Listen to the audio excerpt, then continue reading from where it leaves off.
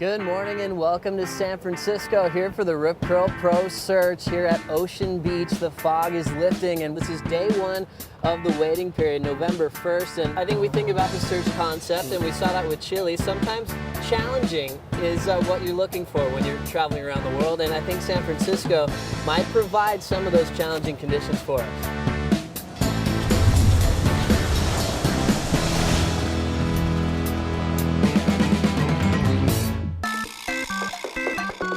It's the only floating license on the ASB World Tour that allows us to go somewhere new each year, and what that does is really adds an element of unpredictability and mystique to the tour.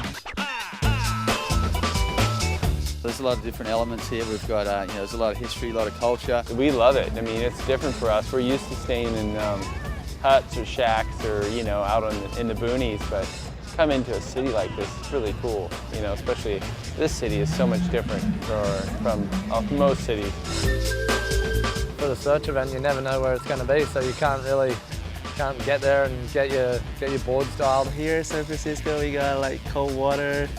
We are surfing a 5-4 booty zone. I'm from Brazil. I don't have those things, I think it levels the playing field for sure. It's a wide open beach break, and priority's not a big deal like other places. A lot of it is a lot of luck. Definitely, when you get the waves, you got to be right on them. When it first popped up, it was kind of one of those ones you're scratching your head a little bit, but then you kind of thought about, it's so strange it might actually work. And here we are, day one, and it looks like we're going to go straight into some action.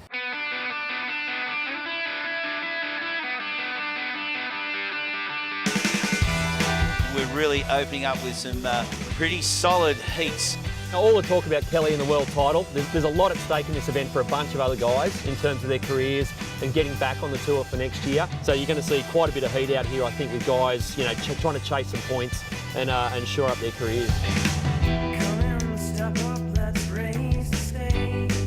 I'm right there. I think from 20 below, everyone's really close and it can flip-flop at any point in time. I think I'm sitting right on 30th, so definitely need to do some work, and this old boy wants to stay in there for another year at least to give these young kids a bit of a run, so game on. It's got a nice speed line there. How is that carve off the top? Goes Kieran Perez looking for the barrel, he pulls in. Is he squeezing out? He does. And this event's always a good one for me. I've had good results in the past at the search events, and got to be a good finish for me for sure this year. Oh, that was really good finishing turn on that closeout. Of course, Gabriel, 17 years old, made an immediate impact on the elite tour. I feel confidence and just want to do a good job and having fun, yeah. Here's Dusty kind of feeling his way through the inside, but you can tell he's already looking out the back. He's pointing at something there, Sean. I've seen dolphins before and it wasn't a dolphin. It was the biggest fin I've ever seen in my life coming straight at me. I wasn't going to stay out there and get bit by a shark. The crowd's starting to build down here on the shoreline. There's a great city culture that is embracing the world's best coming here, Sean. There's just so much interest. It's really cool, and everyone's been coming up to us and just saying thanks for being here. We're stoked, and definitely has some bumps to the waves too.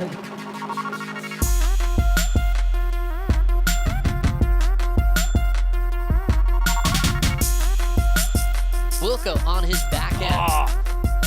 It's fun getting wetsuits for each event, and I feel like I should have a headband and some little John Lennon sunnies and be walking around going.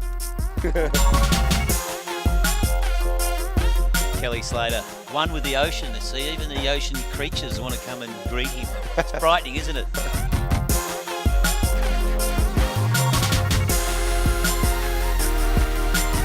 One step closer. It looks like he'll only have to win his round 3 heat to clinch his 11th world title. That second round is just stacked. Since the tour's been reduced to 32, the talent pool is a lot tighter, and there's no such thing as an easy or a dud heat. So we're going to see some cracking matchups. Mick Fanning, nice cracking turn off the top. Will you get that third one in? But unfortunately fell. Kieran Perro out the back, pulls into the tube. Is he going to come out of this one? I reckon he is. There you what go. A beautiful wave. This is a very crucial event for Kieran Perro, of course. He's sitting at number 32. That is the cutoff spot. Brett Simpson up, looking for a 5.9. Another attempt at the throw-tail reverse, Sean. There it is. Well, I reckon Simpo's just giving himself the score. I think he knows it.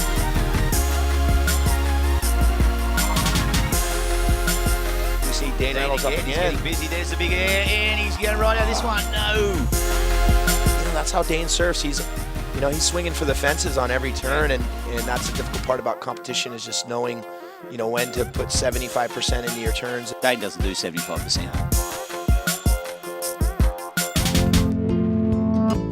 1 year ago, last year today, the surfing world lost one of their heroes. 3-time world champion Andy Irons didn't make it back home after leaving Puerto Rico, and it's been a long year for surf fans, friends, and family to cope with this big loss. And today, the surfers are paddling out to celebrate the legacy of Andy Irons. This event particularly, I think, suited him because he just had this uncanny ability to adapt to any conditions or any new location, and he'd get really excited, and I think everybody around him would feel it, and it would pump them up, and just he had this energy about him that just was so infectious that people instantly felt like they knew him as a close friend. The 3 world titles that he won, Hawaiians are really proud, and they were really proud of what he had accomplished, and it really sparked almost 2 generations of kids. It made them feel like they could accomplish anything, that no matter where they were from, even being from a little speck in the middle of the Pacific, that they could accomplish anything they put their mind to doing. So feeling Andy's presence here at Ocean Beach, and we hope he takes us through another great day.